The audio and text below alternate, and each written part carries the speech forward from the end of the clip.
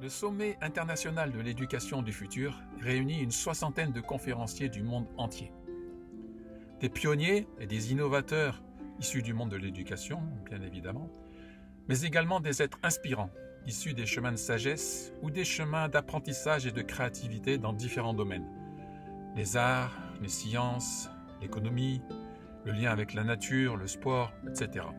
Des expériences et des chemins de vie qui sont un formidable enrichissement pour le monde de l'éducation. Le professionnalisme des traductions, en simultané, et l'incroyable richesse de toutes ces conférences offrent un horizon de point de vue vaste et varié, très complet, qui en font au final une véritable formation professionnelle pour les enseignants, les éducateurs et tous les professionnels de l'éducation, mais également une formation à la parentalité consciente et une formation individuelle à la vie consciente. Face à toute cette richesse et aux divers retours, nous avons décidé d'offrir toutes ces conférences à tous, partout dans le monde, en français et en anglais, quelquefois en allemand et en espagnol. Découvrez la vision d'acteurs audacieux et influents du changement, vers un monde éthique, solidaire, généreux et profondément respectueux de tous, des cultures, des peuples, des règnes et de la planète. Un incroyable panel de conférences, couvrant toutes les dimensions de l'éducation, pour un futur ayant du sens, une humanité épanouie et une terre qui respire. Une chose est sûre, votre vie, et à travers vous, celle des enfants, ne sera plus la même après avoir écouté toutes ces conférences. Pour avancer, nous avons besoin de vous, nous avons besoin de votre générosité solidaire. L'organisation du sommet et l'édition des conférences ont nécessité des milliers d'heures de travail et nécessitent encore beaucoup de temps et d'investissement. Nous faisons appel aux dons libres et spontanés pour compléter le financement du sommet et, si possible, continuer à l'enrichir de nouvelles conférences. Votre soutien est vraiment précieux et vital pour aller jusqu'au bout de cette aventure extraordinaire. Merci.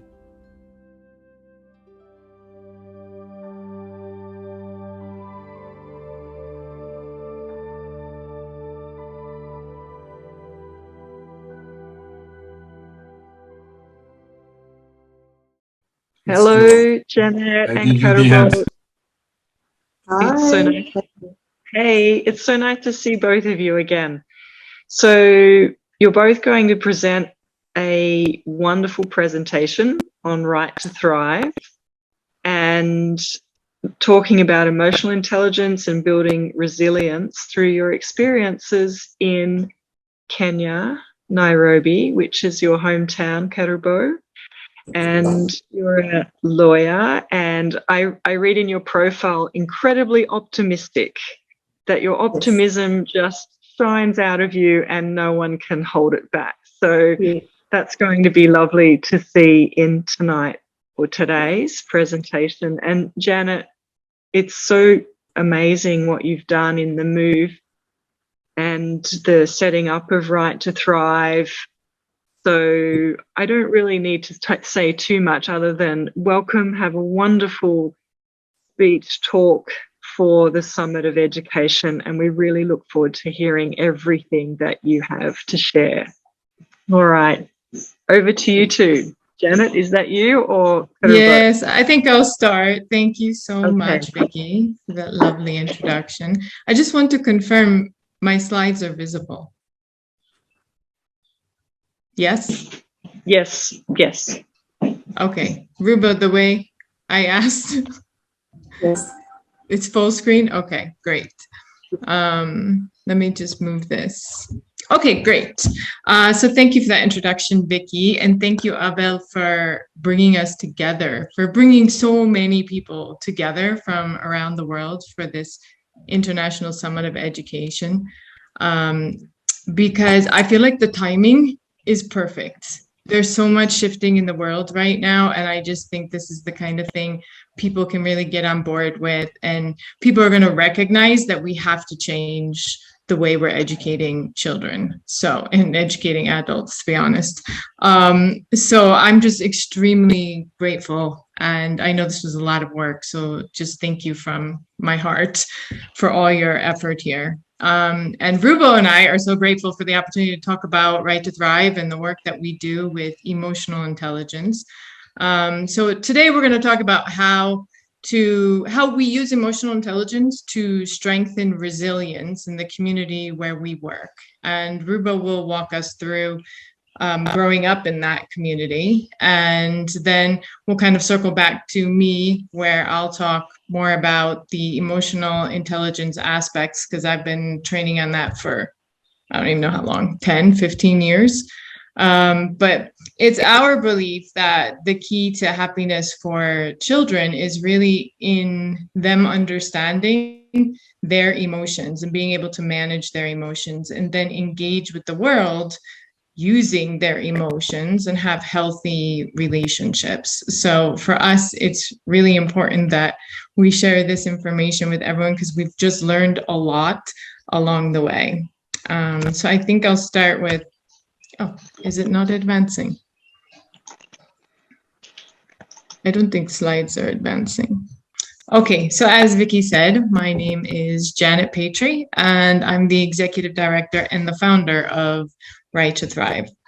And I want to share with you a little bit about the backstory of how we came to be. So back in 2007, that's me, I took a trip to Kenya, and my whole goal was to go on safari and do some volunteer work while I was here. So I volunteered at a children's home, and at the time there were 22 girls in the home, and the one on the right in the green shirt, in the left photo, but on the right in front of me, is Daphne. And this young girl followed me around the entire time I was there and just kept asking me to teach her everything.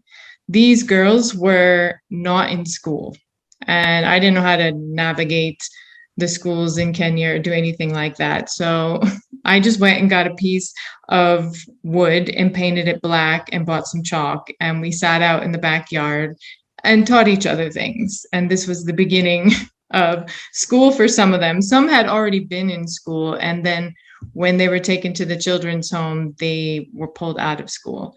So this home didn't have enough money to send kids to school. And although they say that school is free in Kenya, there are fees, and most people cannot afford them. So I basically made a promise to these girls. And I said, when I get back to the US, which is where I'm from originally, I will start an organization and I will make sure that you go to school. So that is exactly what I did. And so we started off just providing education scholarships for these girls, and then it grew and grew, and it was girls and boys. And then I realized, okay, this is getting really difficult for me to manage from the United States, because I had a full-time job in New York, and it was an amazing job and I loved it. And I was a learning and development specialist. So I was doing emotional intelligence trainings every day for organizations in New York. And I realized this isn't sustainable. I cannot be in another country when these projects are happening in Kenya. So I just sold everything, moved to Kenya with one suitcase and a giant bag of soccer balls that people gave me. And that's how I arrived in Kenya, and decided, okay, now we really need to figure out the root cause of a lot of the problems we're seeing and solve these problems through better programming. And that is how I came to meet Rubo. And this young woman has inspired me the day I met her, and continues to inspire me with the incredible work that she does. But I want her to be able to tell her own story. So Rubo, the floor is yours. Thank you so much. Thank you so much. Can you guys hear me well? Janet, sorry? Can you hear me on your end? Yes, now I hear you. Awesome, awesome. So I am Kerubo Ogoti, a community relations coach. I'm very lucky because I am serving the community that I was born and bred in. I was born and bred in an area known as the Goreti area in the western part of Kenya, but in the capital city of Nairobi. But the thing about the area that I was born in is that there is extreme poverty. There's extreme poverty everywhere, and I, one-on-one and hand-in-hand, I've gone through it, and I'm one of the luckiest to have prospered and to be thriving. I am a lawyer by profession. I'm also a mentor, an educator, and just as Vicky has said, I'm very optimistic and I'm a hard worker. So Right to Thrive is an extremely important organization, as I have the opportunity to serve and see the community that raised me grow and flourish and unlock their fullest potential. I am very, very lucky to be here today. So, as you can see, this is the area that I come from. You can see the houses there. And that people live in extreme poverty. They lack sufficient human basic needs, just the simple things that we take advantage of in life: education, clothing, every other thing, water, quality education. These are things that lack from the community that I come from. These resources are available around the great areas. It is difficult, it is extremely difficult or impossible for the poor to access without employment and viable income. So most people either are not employed, or if they are employed, they are underpaid. And that is one thing that we usually is a problem in our area. So as Right to Thrive, we address this need by connecting residents with the educational opportunities necessary to break the cycle of generational poverty. So in simple terms, what do we mean by generational poverty? Just even before I expound more, the thing is, the poverty comes from one generation to the other. So you can imagine the grandparents passed it to the parents pass it to the children will pass it to their children, and their children's children will pass it to their, like that. It is a cycle which goes on and on and on and on. So as Right to Thrive, we are trying to break the cycle of poverty. And where does this start? It starts with poor households. In the previous photo, you can see, Janet, please go back to the previous photo. You can, I'll make an example of this photo. Yes, as you can see in this photo, these are extremely harsh living conditions.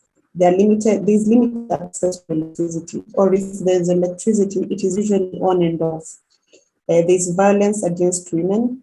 In the photo, you can see that the conditions are harsh. It is not clean, meaning it is very unhealthy for the community.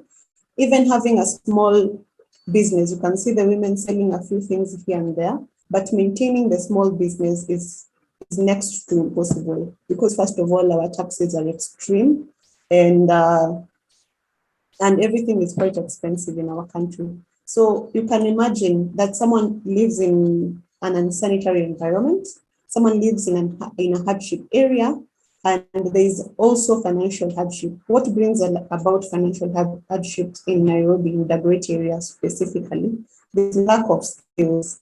People don't have skills, at all. There's a lot of tribalism, and there's lack of income to keep the kids in school. So now this is one of our biggest problems. Okay, so where does it start? It starts from poor households, where just poverty, it is all about poverty. People are poor. So the next thing, there is little food or no food at all. People cannot sustain the basic need of food, then which leads to illnesses. No balanced diet, people don't eat, the community doesn't eat. People become ill mentally and physically, bringing about the mental issue, which we will talk about a little bit of mental health, just a little bit of it, and how we make sure the preventive measures to make sure that our community is okay. Then there is low productivity. Our community is not skilled, they don't have any skills. So the jobs that they do usually are hand-to-mouth jobs with an income of less than probably $1 or $2 in a day. They say that most of them earn $1.50 in a day. So you can imagine sustaining a whole family with $1.50 per day. That is a low productivity, low or no income, which leads to low self-esteem. Someone does not believe they don't believe in themselves. There is no energy at all, and no personal control. And the low self-esteem, one thing you can see in our picture, the very beautiful daughter and mother there, the community that I come from, most of the families are raised by one parent, and mostly single moms. Because now when it gets so bad, the man of the family will leave and the mother will take care of 5 or 6 kids, because there's no income at all, and the father thinks that now it is too much for them, so they usually leave. So high childbirth, there is high childbirth. Number one, why is there high childbirth? Because there's lack or no education on family planning. So you can get someone in our community with 6 to 7 kids. The dad has left, so it is single parenting, and there's also teen pregnancy in our society. There's also teen pregnancy, and sick and elderly. So this comes from now the previous generation. You're taking care of your parent who is sick, who has never been self-sufficient, and the society is not self-sustainable, the family is not self-sustainable, and more dependence, be it cousins, nephews, nieces. And at the end of it all, the cycle repeats itself over and over and over again. So there's a relationship. This is on this slide, we want to discuss on the relationship between poverty and child trauma. So in one of our programs, the Youth Empowerment Program, we started teaching life skills. And as we were teaching life skills, we came to realize that most of our students or beneficiaries had so much trauma. There was so much trauma going on. And when we find out, it was based from home. So you can imagine that is multigenerational. It happens probably to the parents. It is also happening now to the children. And there's a very beautiful explanation there on the impact of child trauma. And the thing about poverty has extreme negative impacts on children's health, social and emotional and cognitive development, behavior and educational outcomes. You can imagine, so if someone is trauma, we have extreme examples of children who would leave home to come to school, but leave a bag somewhere and start selling stuff so that it will not be in school. Why? Because first of all, the school fees was not paid for. And second of all, there's no one in your community or your parent trying to explain to you how important education is, because this is how they see it at home. So we come in, we are the stepping stone. We are trying to merge the community and this education resources. So to experience people experience a wide range of health problems, including poor nutrition. Food is a very big issue, and mental health problems. And mental health nowadays it's something talked about in Kenya. It is not as bad as before, but it's still one of the taboo topics. People rarely speak about depression or trauma or bipolar or all those things. Yeah, so this is the relationship between poverty and child trauma. There's a very beautiful artistic heart there with very nice colors. On the left end is a healthy brain. Then on the right hand is an abused brain.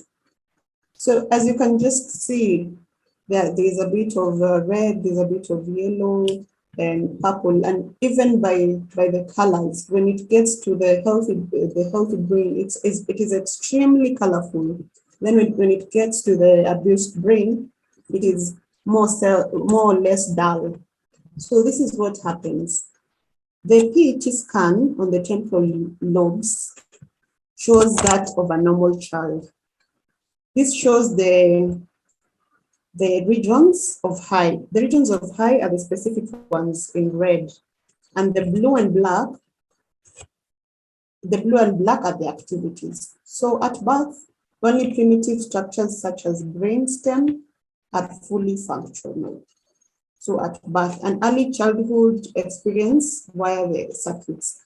So you can imagine the kind of community that we're dealing with. Just from the word go, even when a child comes into this world, there's so much trauma. Maybe they cannot afford the healthcare, the kind of healthcare. They cannot afford the nutritional supplements needed for this child.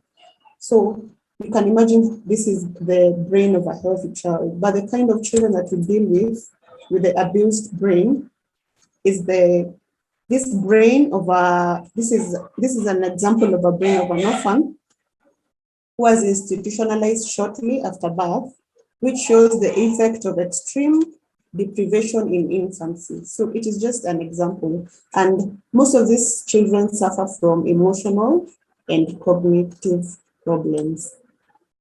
So RTT utilizes and makes sure that emotional intelligence plays a very big role, especially in making sure that the child is happy through healing modalities. The healing modalities is known as body talk. The other one is known as Reiki. The other one is known as emotional intelligence in itself. And the neuro-linguistic programming. In simple terms, it's all about coaching and mentorship. So this is something that the next time you're calling us, we can discuss this for 2 or 3 hours. But these are some of the methods that we use to make sure that the children that we work with in the community are happy, and they are aware of their emotions, and they know how to deal with relationships and all these things. So let me go back to our very amazing organization, Right to Thrive. Our program is rooted purely on emotional intelligence and trauma healing to enable families to meet their basic needs, financial problems, and mental wellness. We want the families to be self-sufficient and have all these things. What do we mean by wellness? We work with both generations to break the cycle of poverty. So we are working with the parents, we are working with the students, we are working with the teachers and ourselves. So that is a whole generation all in one. We do this with one-on-one coaching, which we call our mentorship program. We coach students one-on-one on a particular issue, and we have very successful stories from our one-on-one sessions. And home visits, we make sure that we go for home visits for our education beneficiaries. And parenting skills, we train parenting skills. Just recently, we had a very interesting training on the difference between discipline and punishment. And it was just from the parents, it was a very cool discussion, and every parent was like, I didn't know that there was a very big difference between discipline and punishment. So these are some of the successes that we have in our programs. And then there's trauma healing. So yeah, just as I've said, we use programs like NLP, Reiki, body talk, that is prosthesis, and emotional intelligence. So in emotional intelligence, we'll teach self-awareness, relationship management, self-management. It is a very nice package. The next program is the Economic Empowerment Program, which covers startups, startup training, business enhancement, and workforce readiness. And at the core of the three the emphasis of emotional intelligence. So all this we do, we make sure that we cover with the community, and we train on how to start a small business, how to maintain a small business, workforce readiness. These are things that have never been taught in school. Simple things like how to create a CV, how to talk to someone during an interview, how to dress during an interview. All these things, they're never taught in school. And when someone goes out there to look for a job, it becomes quite hard because they've not been taught these skills. We have an education scholarship program that covers school fees, supplies, uniform, healthcare, trauma, and tutoring and mentorship. Then last but not least, our youth empowerment program. Our youth empowerment program is designed to teach efficient life skills, such as emotional intelligence, that is self-awareness, relationship management, mental wellness. And we take mental wellness is a big issue for us, and we've been teaching that ever since we started teaching the youth empowerment. Body awareness, just simple things, body awareness, cleanliness, very simple things that people take advantage of, but they are not taught in school. So these are what we call life skills. These are topics that are not covered in school. I can give you an example of composure, self-advocacy, HIV/AIDS, those are taboo topics, perseverance, effort, those are some of the topics that we teach. Our next slide. Our programs are designed to develop a healthy, skilled, and responsible person. And this is in all ages. That is why we still insist on the multi-generational part.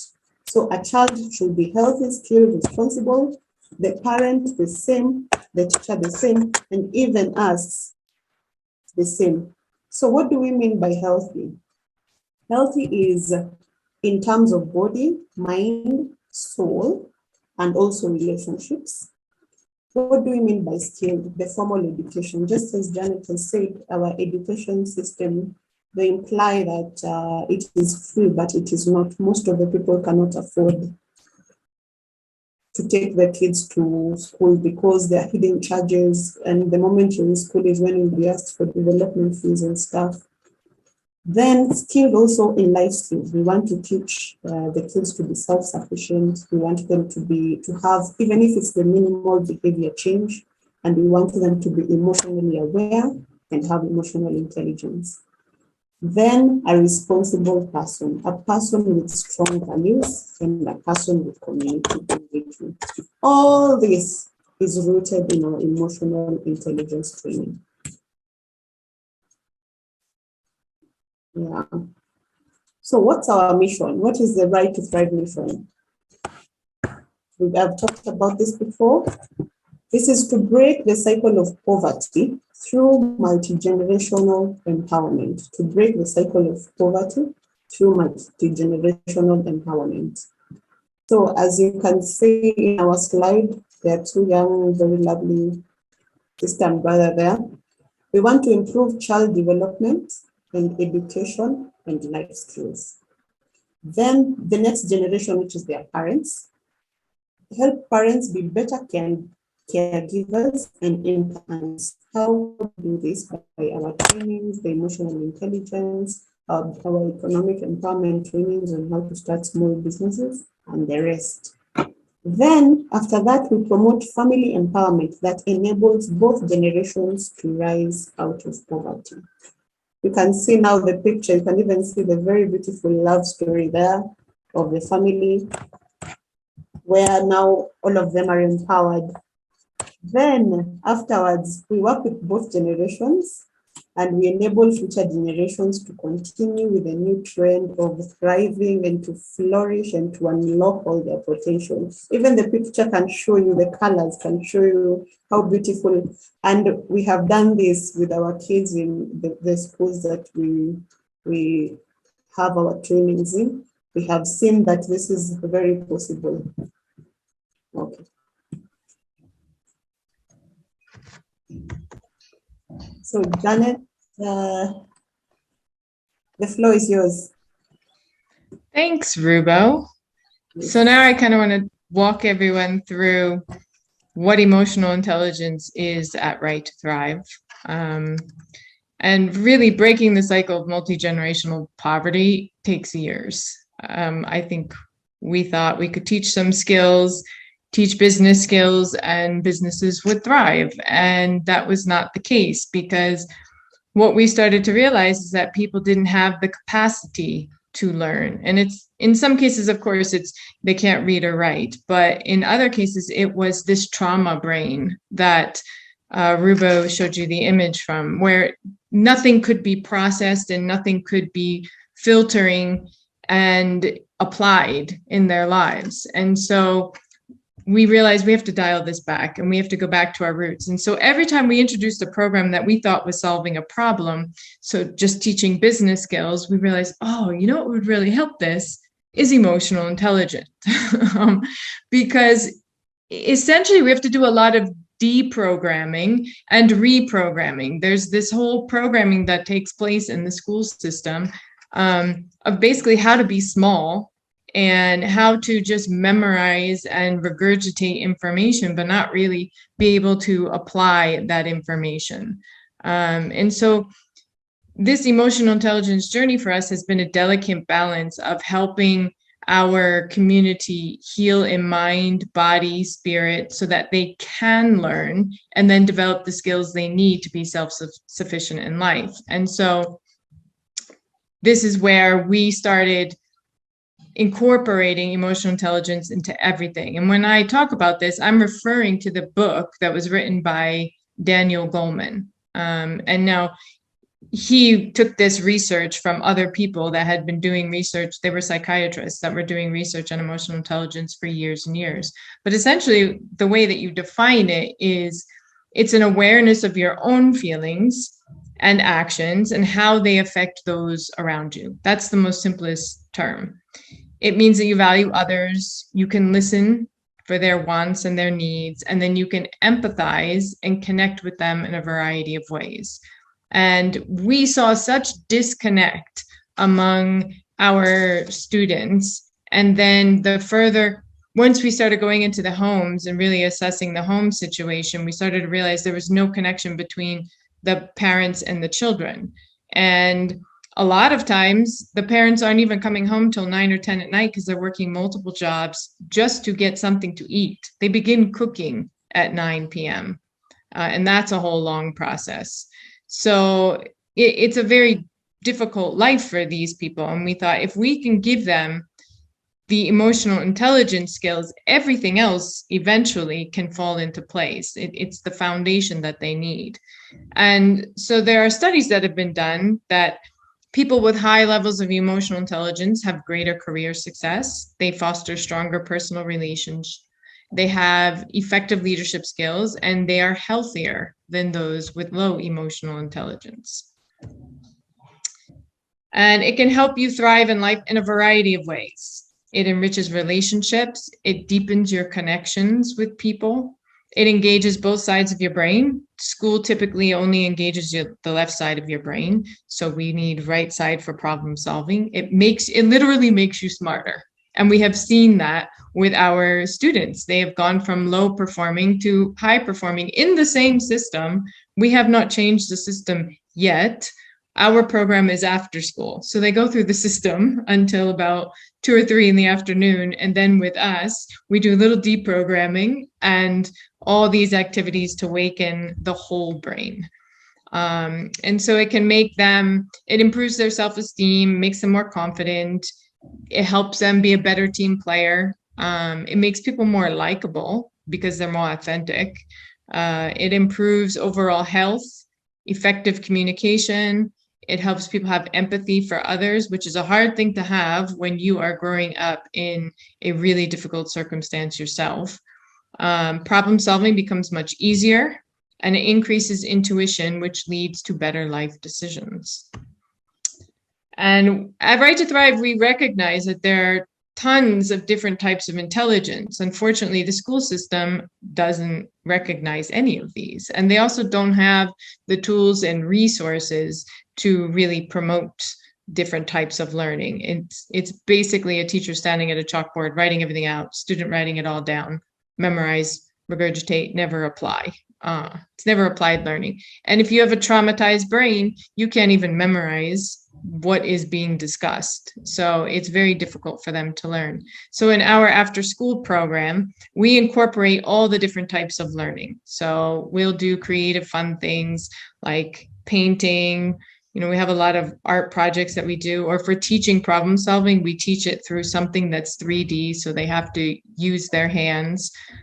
We like to take them out into nature and teach them directly instead of having them just read something on a chalkboard. But mostly when it comes to emotional intelligence, we are looking at the interpersonal and the intrapersonal aspects of intelligence. Oh, that picture's missing. And really helping people dive inward and getting to know themselves so that they could better engage with the community. If you don't know yourself and you don't like yourself, you are going to be ostracized. You aren't going to engage in the community. And then the community can't grow and change. So this is a huge aspect of what we're teaching. So I kind of want to walk you through the emotional intelligence framework and then tell you how we apply it in our program. So this is from Daniel Goleman's book, and there's more to it than this, but this is basically the one that we are using. So we're teaching personal competence and social competence. So personal competence is in purple. There are two aspects. There's self-awareness and there's self-management. Under self-awareness, we're teaching people how to be aware of their emotions, then how to accurately assess themselves, because most people are used to assessing themselves according to how they think people want them to answer the question, how they think they should be. So teaching accurate self-assessments, building self-confidence. Then under self-management, it's all about self-control. How do you control your thoughts? How do you control your emotions? How do you take the right action to get the result that you want? So we work a lot with integrity, conscientiousness, adaptability, innovation, and motivation. The ones in bold are big, big parts of our program. On the social competence side, there's social awareness and there's relationship management. Social awareness is teaching kids about empathy, and then helping them identify their core values, teaching them about cultural diversity. In Kenya, we have over 40 tribes, so there's a lot of diversity. And then there's the big world that they need to know about. And then we also have an aspect of service orientation in community service and giving back. And then relationship management involves communication, building bonds with others, learning how to resolve conflicts, collaborating and cooperating, eventually becoming a leader, standing at the front of the room or the front of the group and giving guidance to others. And then ultimately, once you're a good leader, you can then help develop others. I think one of the big things we see here is this fierce competition and a lack of sharing of information because people always feel threatened by the next person coming up. So you'll even see teachers withholding information because they don't want the kids to be smarter than them. So we build this into everything we do, and we actually put the teachers through this program also.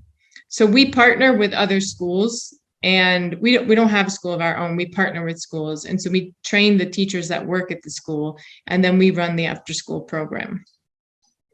So the whole point of this is that we're trying to build resilience, because when you're under stress all the time, it's easy to just give up. You just don't have the energy to move forward. You don't have the well-being to move forward.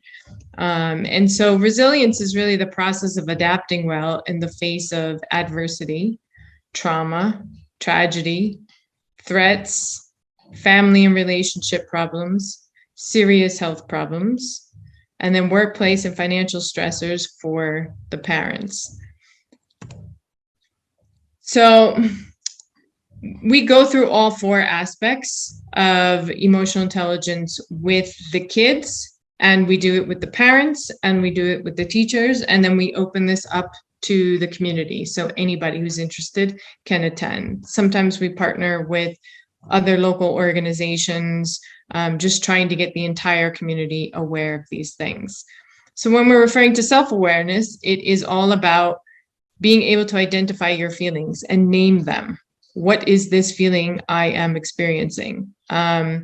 Then identifying the intensity of that feeling. Do I have control over it, or is it controlling me? Does it feel that way? Noticing how it feels in the body. Where in the body are you feeling it? Is it in the mind more than anything? And then it's about the ability to deal with the outcomes of those emotions and basically taking responsibility for the emotions, that they belong to us and we can in fact control them.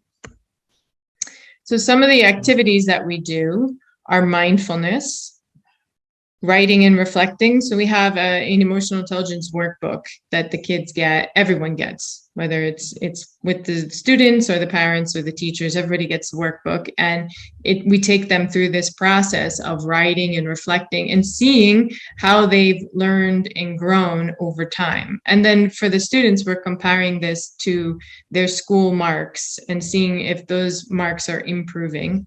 And for the parents, we're looking to see if it's improving economically, if they're able to provide more for their families, if they're able to sustain a job a little bit longer. And then we do a lot of personality activities so the kids can recognize their personality traits and celebrate them and understand the different personality traits, if they're an introvert or an extrovert. These are things that they enjoy learning about themselves. They feel more understood and validated in the way that they do things. So when we start this process, we basically talk all about what are emotions. And I love emotional intelligence because it is considered developing interpersonal skills. But for us, it's really a way for us to introduce quantum physics and introduce all the things they'll never learn about how profoundly connected they are to the world and to one another. And so we start by telling them, your emotions are energy. And the actual word emotion is broken down into literally meaning energy in motion. And when we're having an emotion, it is subjective internal experience that involves both the mind, it's a mental state, and it's a physiological state. So an emotion also evokes something that's happening in the body, whether the heartbeat is picking up, movement starts to happen, movement of the legs, twitching, all kinds of things can happen, shaking. Emotions are physiological also. And so we explain to everyone that we are actually made of this energy. And we use the analogy, like if you've ever watched a movie and someone dies in the movie, why do they put electric paddles on their heart to restart the heart? It finally connects for them, like, oh, yeah, we are electric. And then we go into, we are electromagnetic beings, and that everything in the world is in fact energy. Everything in the universe is energy. And that your thoughts have energy, your emotions have energy, and then your actions have energy. And that we have to be aware of all this and then work with all of these things in order to manifest the life that we want. So we're going to do a quick little activity where I want everyone, let's see, let me stop sharing for a second. So you're going to bring your hands in front of you together like this. Now you're not touching, but you're bringing your hands really close together without touching. And you're paying attention to what you feel in between your hands. And so you can type in the chat after we do this, what you were feeling. So we do this with kids and with parents. And a lot of the answers we get, my favorite is, I feel something. But most often you get heat, feeling of heat, right? You feel like your hand wants to start moving. You see how my My hands are going towards each other. They're pulled towards each other. That's because the energy being emitted from this hand is drawn to the energy being emitted from this hand because it's the same energy. This is oneness. This is divine energy passing through us and into the world, the earth, into one another. So if you were to hold your hands up to someone else, and honestly, even I do distance energy work. If I were to hold my hands up here and you held your hands up here, your hands would start to tingle. So it's all about just becoming aware of the energy that's in you. And so you can also do this with your hands. You can do different things until you feel that energy moving. And so we do this exercise to help the kids understand what they're really made of, who they really are, and what type of power they have with all of that. And like you can see here, this is really what our hands look like. If for some reason you can't see my slides, please unmute yourself and tell me.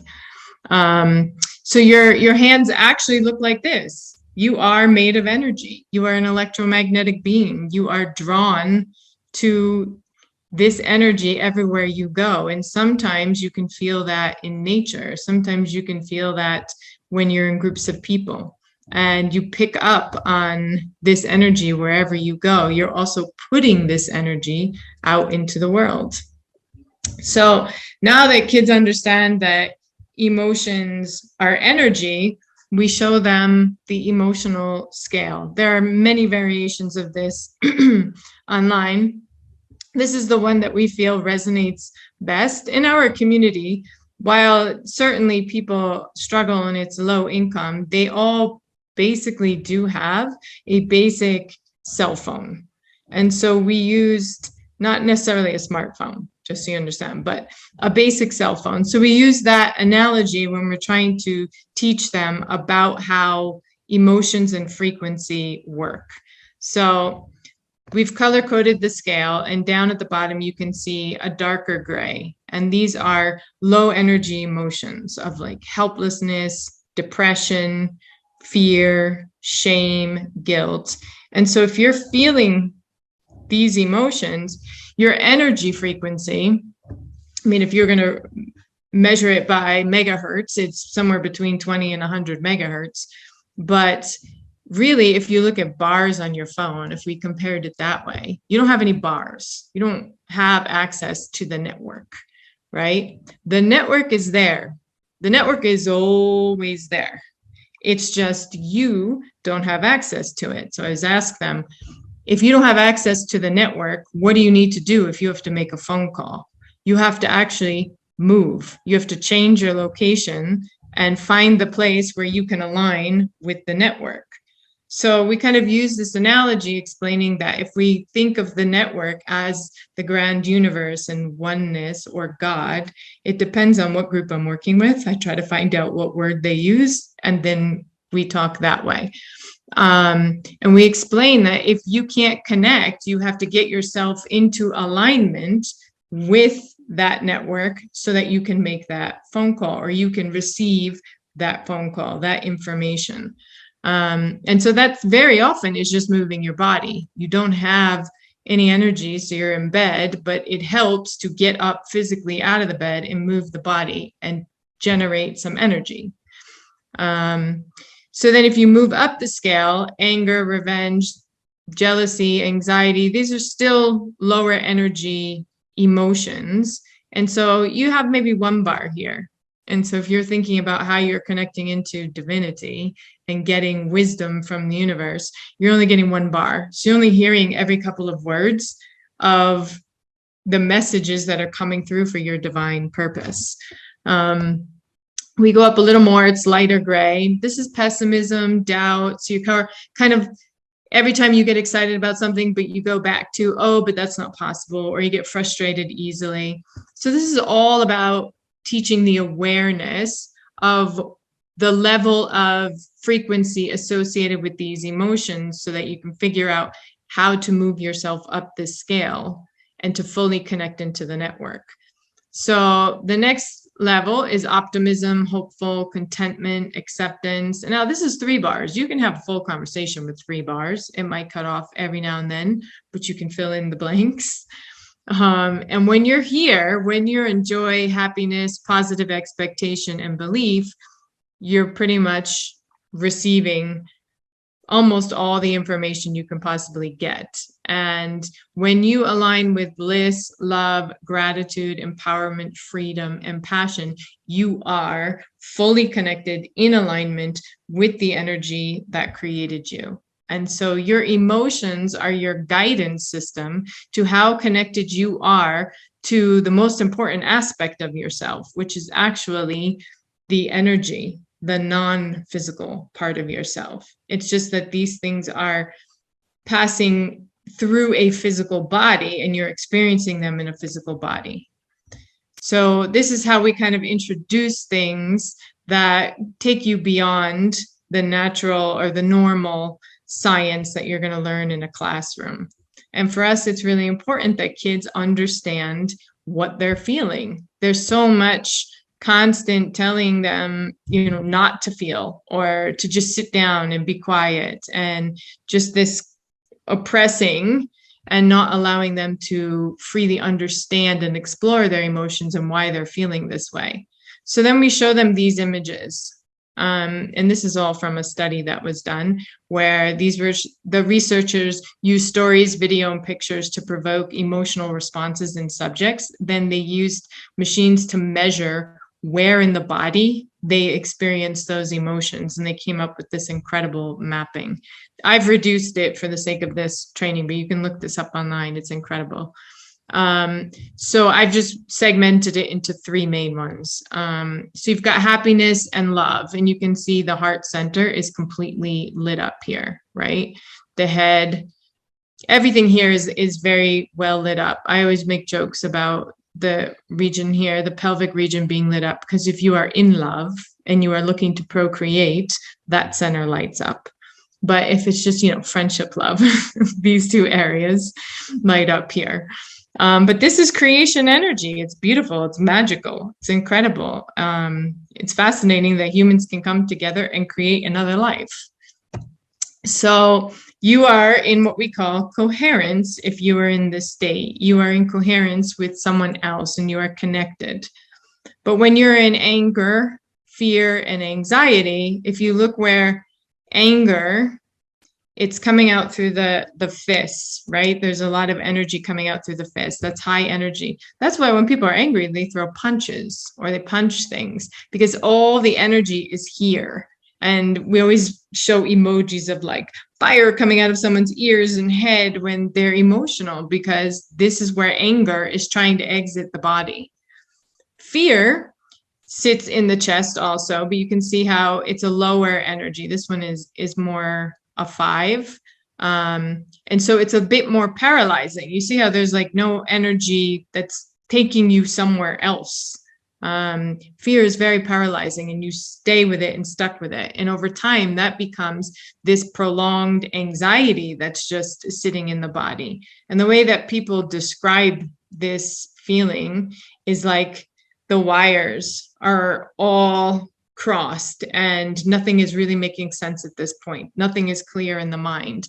And so if you're feeling like this, you're only going to connect with other wires that are like this. You're not going to find love when you're in this state of anxiety. You're going to find a similar emotion to it. That's the law of attraction. And then over here on the right, if you're in sadness and depression, you can see this is very low energy, inaction and idleness. So a person who's in depression has no energy to even get up and take action in their lives and achieve something. So this is a person that absolutely needs help and support, whether that's through alternative holistic medicine or actual Western medicine.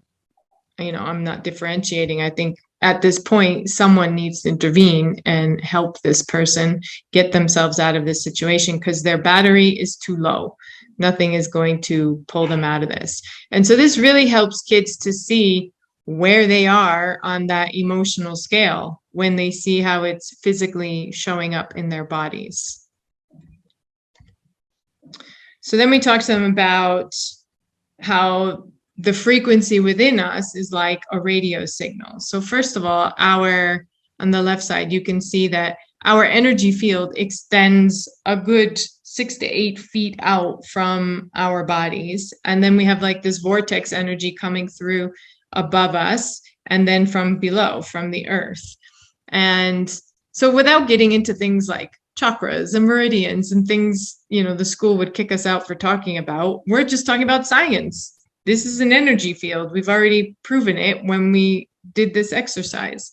And so we're explaining that energy has frequencies in megahertz, right? So if frustration is 87.7 and it's here on the scale, and that's where you are, but you want to be happy, you have to tune your emotions ever so slightly up this scale through the different songs, through the different static, whatever it is, until you get into the beat, the vibration, the frequency that you're looking for, which is happiness. And the way that you tune these things are through activities that I'm going to show you. So then we explain how frequency affects others, that this magnetic field of the heart intersects with the magnetic field of other people's hearts. So the heart is the strongest magnetic field, but the brain itself is obviously extremely powerful as well. So our thoughts and emotions are affecting this magnetic field, which energetically affects those in the environment, whether or not we're aware of it.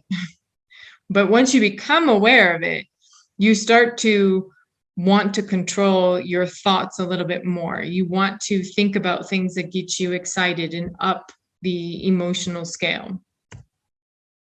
So we briefly covered the universal energy laws of the universe. Everything is, in fact, energy. Then energy follows thought, and I show an image of this in a second.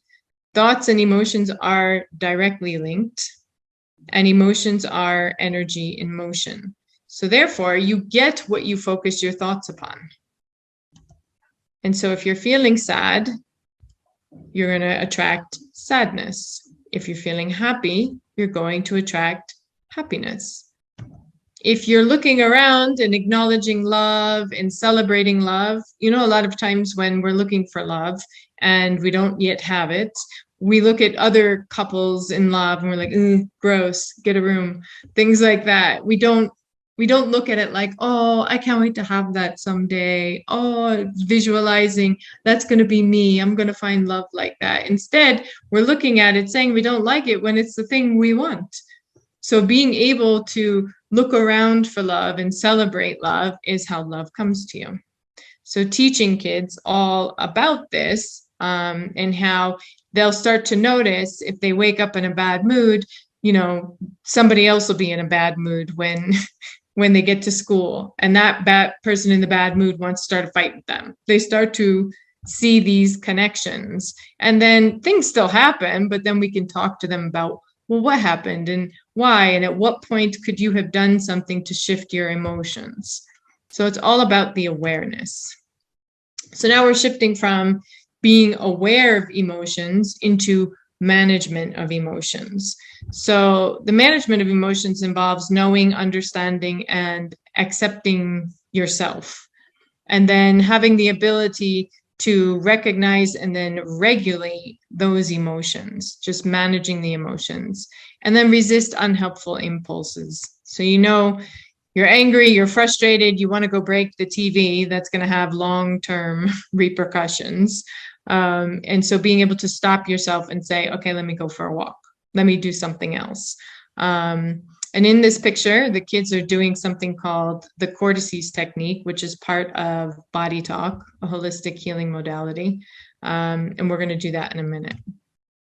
So first, I want to talk just a little bit about the connection between head, heart, and gut. So we're taught that we have one brain. We actually have 3 brains. And so the one in our head is basically like a scanner. It's constantly scanning the whole body, looking for where there are imbalances. The brain is telling the heart when to be, what to do, when it should speed up, because it's interpreting something that's happening in the environment that might be a threat. It's talking to the gut, when to digest food. It's constantly in communication with everything else. So we need to be aware that we need clear communication between these three things in our body.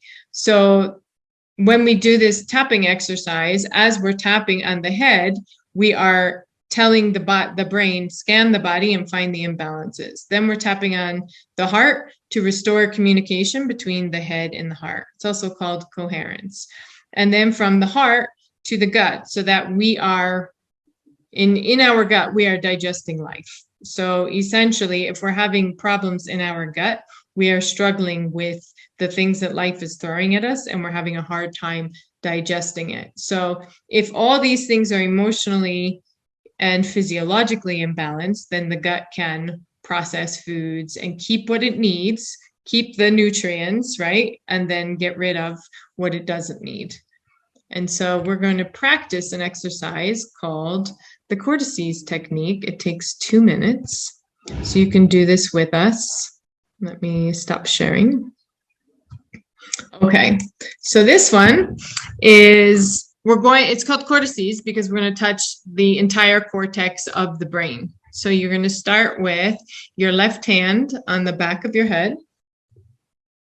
So you keep your fingers closely together. So it looks like this instead of this, like this on the back of my head.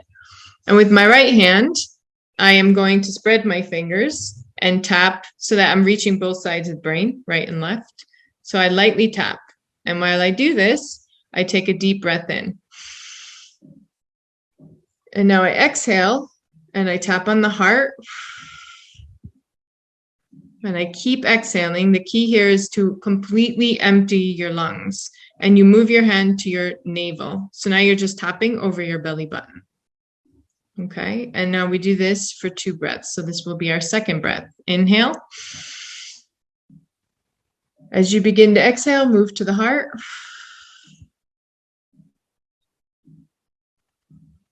And the navel. And completely exhale your lungs. And that's very cleansing for you. So now bring this hand up. We're going to cover the whole cortex of the brain. So begin tapping again. Inhale. Exhale. And what's happening is we're balancing the right and left sides of our brain. So we don't have just logic happening. We have problem solving. We have creativity. Very good. Now bring your hand up. So it's on top of the head, but it's the back half of the head. And you tap. Exhale. The brain is also scanning the body, looking for imbalances, and it brings the breath to the space that needs rebalancing. This is also awakening intuition. So now move to your hairline. Deep breath in. So we always tell the kids, this is really good. If you have a test, you do this before you take the test. And if you don't know the answer, you trust your intuition will tell you what that answer is, because we're awakening it now. Okay, now you move to the forehead. Inhale. Exhale. And by putting our hand on all parts of the cortex, we are waking every aspect of the brain up. So the frontal lobe, the parietal lobe, the temporal lobes, occipital lobe.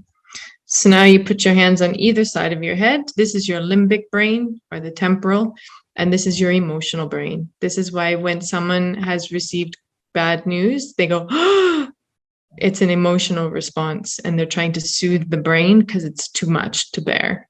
So you take a deep breath in, release one hand, tap. So we're settling the emotional brain now, so that everything comes into balance. Now you switch hands. Exhale.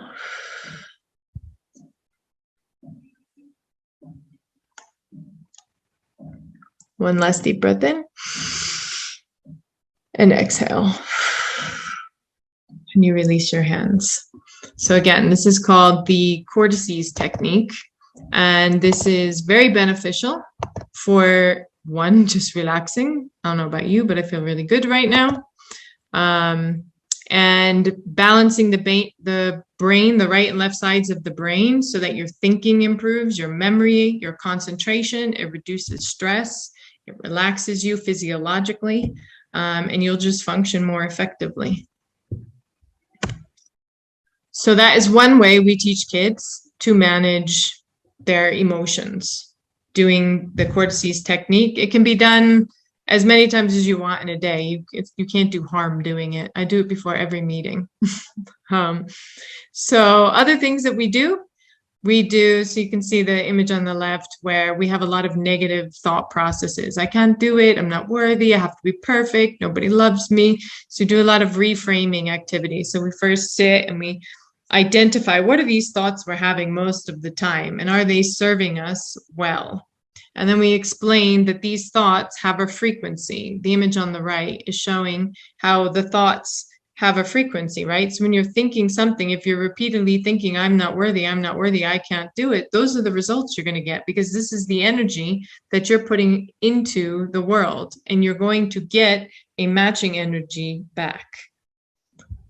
So we do reframing exercises. We also do gratitude exercises. So we have everyone focus on what they're most grateful for in their lives. So if you would like to share what you're grateful for, we would love to hear that. You could put it in the chat, and Rubo, if you see anything, you can share that with us. But it's important. Like, I just pause a few times a day. Like, in this moment, what am I grateful for?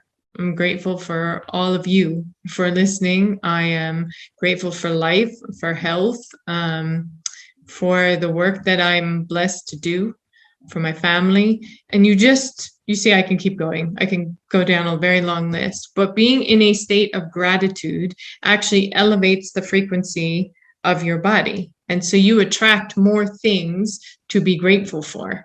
So we constantly do these exercises. We're doing cortices, and then we're like, okay, what are we grateful for? What kind of state are we now in? We're feeling a little bit better than we were before. Other things we do to manage our emotions is we move our bodies. Something else schools have removed. Our schools are behind because of the pandemic. I'm sure all of yours are. And so they've taken out a lot of physical activity because they think they should be doing more studying, when in fact, if you moved your body more, you would memorize much more easily.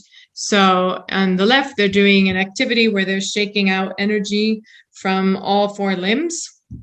And then on the right is dancing in the classroom. And so this is one of our students who bravely went to the front of the room and did a dance for everyone.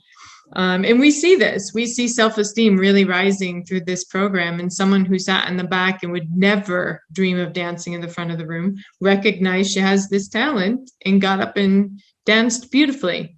So you have to move your body. And that helps especially with removing anxiety. The energy wants to move. So now we're on the right side of that framework, that green side. And this is social awareness. And this is all about having awareness of others, their values, their culture, and recognizing the intensity and nature of others' emotional cues, adjusting behavior accordingly, communicating openly and honestly, and appreciating what others have to say. So recently we took our university students, you can see two of them on the right side, one in the Nike shirt, one in all black, and we took them to the Masai Mara, where they engaged with the Masai tribe and learning all about their values and their culture. And so here they were doing a dance. And then on the left, the girl in the middle is one of our students who was dressed in the Masai jewelry. They're known for making beautiful beaded jewelry. On the right, we learned how to start a fire with a stick, which I've always wanted to know. It was amazing. And then we did a rain dance with the Maasai women. So you can see all the way across, we're doing a dance, and look at the sky above us. You can see scattered clouds. 20 minutes later, it rained. You can see the clouds changed and the rain came right at us. We had to run for our vehicles to get out of there. And this was such a great opportunity for us to explain that the rain dance had a variety of things. One, a thought I am putting out into the world that I want it to rain. This is an intention. Then I'm physically moving my body, which is shaking the earth and creating a vibration and shifting the frequency of the earth, which is shifting the frequency of the environment. Our own body frequency is shifting. We were all so close together. You can see us standing so close together. So that vibration was building and building and building. I wish this was video so you could really see. The vibration in the frequency is building and building and going out and out and out more into the environment until it rained. I mean, I was just so happy that that happened, to prove to them how powerful your energy is and how important it is to learn to work with it and manage it. So part of social awareness is also recognizing emotions in others. And so we do an activity where we try to get people to figure out, okay, what are these facial expressions? Oh, that's joy. Okay, that's surprise. That's contempt, sadness, anger, disgust, fear. So that when they are engaging with people in the world, they can recognize these emotions in other people and then respond accordingly so that things don't escalate or things aren't misunderstood. Also part of social awareness is empathy and active listening and really understanding what someone is saying. So a lot of the times we are thinking about what we're going to say next instead of just being present and in the moment with someone and really listening to what they're saying and trusting our intuition to then follow up with what needs to be said next. It's being really in a state of flow with someone. We also do an anti-bullying workshop. Like everywhere in the world, there is bullying, but bullying boils down to being at the low end of the emotional scale. It is you do not feel worthy, you feel angry, you feel sad, and so it feels good to express those emotions on someone else. You get them out of your own body. And so understanding the nature of bullying really helps bullies come forward and say, you know what, this is me, because we're not shaming them, we're helping them understand what's happening in their bodies and why they're doing what they do. And then this shifts into a kindness activity where we have everyone do acts of kindness. And this has really helped with the bullying that we were seeing in the schools that we work with. The older kids, we had them do an empathy project where they had to create their own scripts around what is empathy, how do you express empathy, how do you build it in yourself, how do you manage your emotions, and they had to put their own training video together, and it can be found online. Ultimately, empathy results in compassion. So when you understand, so you recognize someone else's emotion, you know how to respond, and you can put yourself in their shoes and understand where they're coming from. Ultimately, you're going to be more compassionate. And while empathy is great, compassion is really what leads you to take action to help someone in life. And this is where you start to build relationships with the world outside of just you. And relationship management is vital because you're bringing everything together that you've learned, right? Your own self-awareness, your own self-management, the social cues that you pick up on, the engagement with others. And now you can build bonds, you can form lasting, healthy relationships, you can promote and manage change, you can resolve conflicts, and then ultimately you can be the one that stands up at the front of the room and inspire others. And this is the journey that we take people through till they're the ones standing at the front of the room saying, I was once there and now I'm here. And one of the big things that's super important to us is building bonds among parents and children, because we saw a huge disconnect. And when you see that repeatedly over time, these kids have no hope and no incentives. And when they bond with their parents and the parents are now invested in that child's happiness, everything changes, everything. And ultimately, there's better communication. You learn to work things out through talking and active listening, and we don't have nearly as much conflict, which when you think of that frequency, it would be really helpful in certain parts of the world right now. And just to summarize it all up, bring it full circle, the real goal of learning all these skills and being able to manage relationships is to be in coherence in your own head, your own heart, in your own gut, so you can digest life, so within the self. And then that allows you to be in coherence with the world. And what that means is coherence is being in a state of flow. And I'm sure you've experienced that sometimes. Lots of athletes talk about it, but it's where your heart, your mind, and your body are one, and you feel this deep connection to yourself. And if you're playing sports and you're on a team and you're out there playing a game, you're very connected to them and you intuitively know where they are. So it's like when you see the fancy no-look pass, that is someone in a state of flow. And when we feel this connection, not only within ourselves, but to our environment, to Mother Earth, we're experiencing oneness. And there is no separation of self anymore. We are just one with everything. And coherence has been linked to well-being, emotional stability, reaching peak states of mindfulness. So it enhances the brain. And ultimately, we're trying to train our hearts and our minds to be in a state of deep appreciation of ourselves, one another, and the world that we live in. And that is why we teach emotional intelligence. So I just want to thank you for listening. Thank you, Janet. I would love to answer questions if there are any.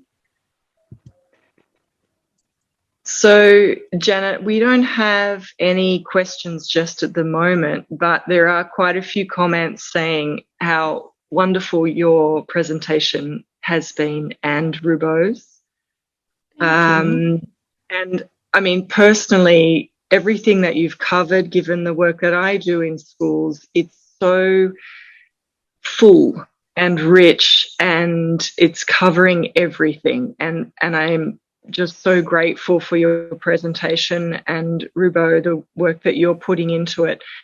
I have a question, probably on a, yeah, thank you, Isabel and Natalie.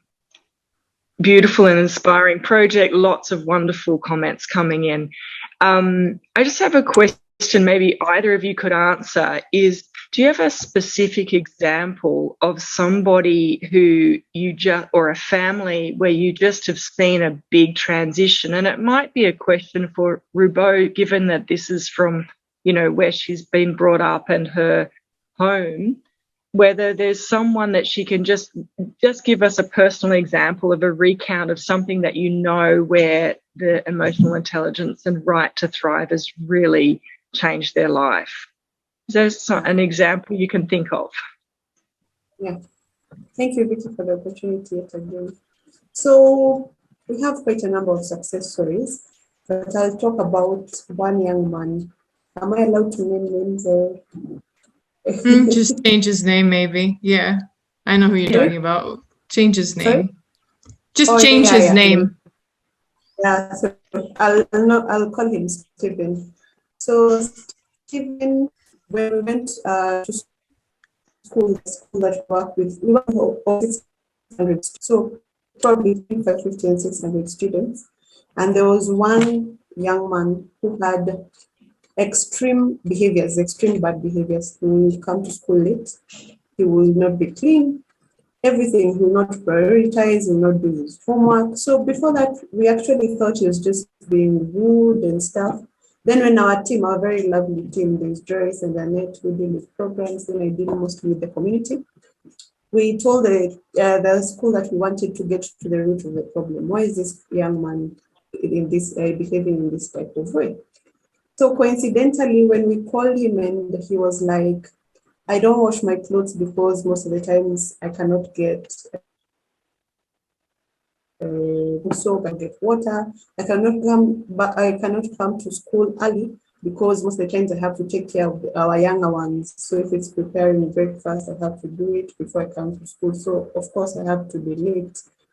Then we involved the teachers, because the teachers actually assumed that he had just chosen to be this kind of person, but they did not know where the problem came in from. That is why we're telling you that trauma begins in most of our cases, trauma begins at home, not in school. So the root problem is multigenerational. It comes from the parents and goes down to the children.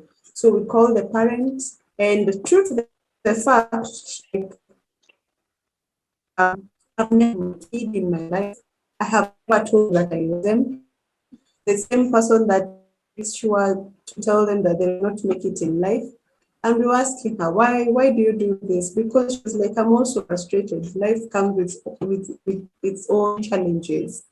But after we took the mother through emotional intelligence and we took the child Steve through emotional intelligence, we made them more self-aware.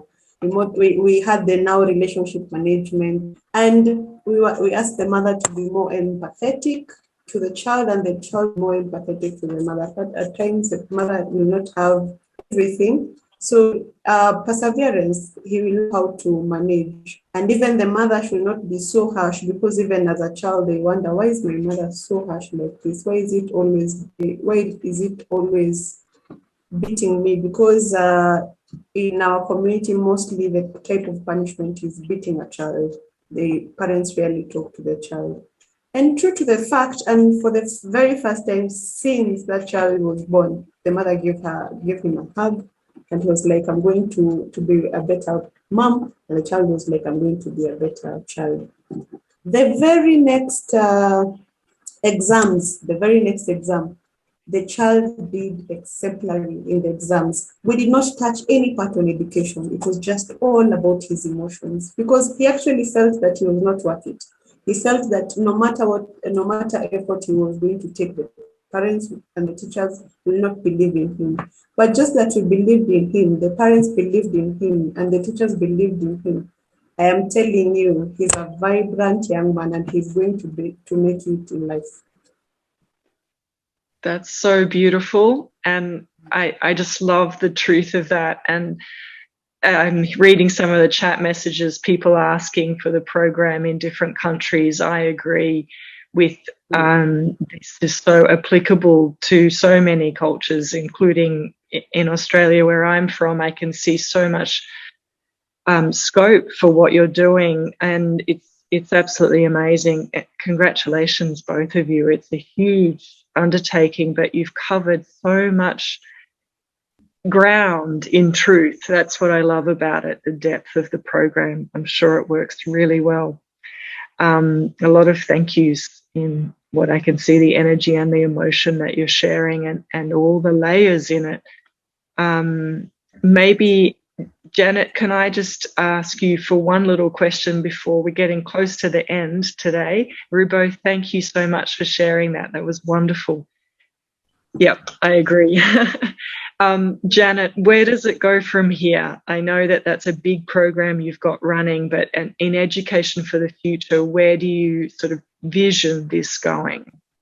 Getting it into as many places as we can, which is why I replied to that chat immediately. Yeah, I just feel we've been so engrossed in ourselves that we had like trying to figure it out for ourselves, right? And now I feel we have a very nice package that we can give to people, and then they can utilize it and grow with it themselves and make it even better. So I think the next thing is sharing. It's really sharing the program and the curriculum and getting it out into the world. So that's where we're at. That's what a summit's about, and I already know a number of places in Australia, some Indigenous preschools that I'm doing work in soon that I just can see so much application. So there's another country. Hey, that's great. Yeah, because all of that trauma is the same. Doesn't matter where you come from. That brain trauma and the issues at birth that don't get developed, that's the same all around the world. So this is an issue that we have globally, and you've cracked a very powerful code in what you've done with the tools, and they're so applicable. And as you say, generational. It's fabulous work, fabulous. Yeah. I mean, it's pretty incredible to see how disconnected parents and children were for so long. There was so much beating of children. We cannot emphasize it enough. And openly, just everything, you got beaten for everything. And now it's hugs and celebrations. And that's where you see the evidence in the peace within a home. So it's an environment that the parent wants to come home to, the child wants to come home to. I mean, that's ultimately the goal of all of this, where there's just happy families, and happiness will drive you to whatever it is you want to achieve in life. So yeah, it's beautiful. We are grateful to do this work. We don't know how we got so lucky. We ask ourselves this all the time. We're like, how do we get so lucky to do this? But I would love for there to be some sort of global group. I think I'll have to think about that. You've given me something to think about, Vicky, where we have to learn from one another, because I'm sure implementing it in Brazil, they're going to make it even better, and that will help me make it better here. So yeah, I would just love to collaborate. Well, and the program's so final, not final finished, but it's so robust and rounded that it is a package you can take into another country. You just haven't missed anything as we understand that emotional and all the energy and everything. That's the beauty of sharing. So I think you've really got something magical that you've presented today, whatever time it is where you are. Well, evening to it now. Yeah. But thank you. I mean, it's been an honor to listen to other people and be part of this. And we're just so grateful for the platform. So thank you for all who are listening. Yeah. And I hope people reach out and connect. I would really like that. Yeah. And I don't think we've got any specific questions in our chat other than lots of congratulations, and it's inspiring, and thank yous and things like that. So is there anything you want to finish with? We've got 3 whole minutes left. I mean, I guess I'll finish. Then Rubo can say what she wants. But I would just like to say that acknowledge Rubo. When I met Rubo, she was just finishing university, right? And so it's hard to find jobs in Kenya. This is not an easy market for jobs. And while she was highly intelligent and had this piece of paper and had all these things, it wasn't easy to just go into the workforce. She wasn't trained on how to do interviews and all these other things. And she came to one of our classes with her mother. Her mother was learning to do a paper bead project and make jewelry and handbags. And she came with her mother and was just like, what is this? And, bubbly Rubo. And we just start talking, and I'm just thinking, this girl is dynamic. Like, she needs to be doing work with other people so they feel the inspiration that I'm feeling in this moment. And so from that point, I remember she was telling me, oh, she has a job interview. And I said, have you practiced? Have you prepared your questions? She's like, no. So we did a mock job interview, and that is how we built the workforce readiness program, all because of Rubo, because she was like, I need to get ready, help me. And we did that. And from there, we built that program. And she constantly was coming with, okay, I see this with my friends. They're struggling with this. Can we do a workshop for them? And it just kept growing. And this is what she continues to do for Right to Thrive. She goes out. She's our community relations manager. Her job is to go talk to people, get to know them, understand what their issues are, and then basically come up with the solution and help All right, these yeah, people. stop so she can say something because we're nearly at time. So sorry to interrupt you. Rubo, over to you. You get the floor. Last minute. I'm sincerely very thankful. Life is not about just taking, the lemons and turning them into lemonade.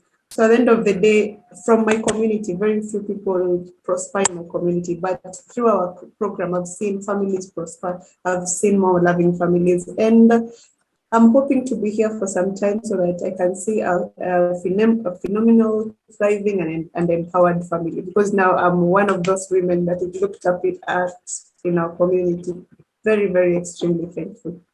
And if I can have such a platform, it's such a big deal. Thank you so much. Thank you. Oh, thank you. It's been a fabulous presentation. Well, that's it for tonight. And thank you both Rubo and Janet for everything you do and everything you will do, because I can see this going a long way. Indeed. Thank you all. Thanks.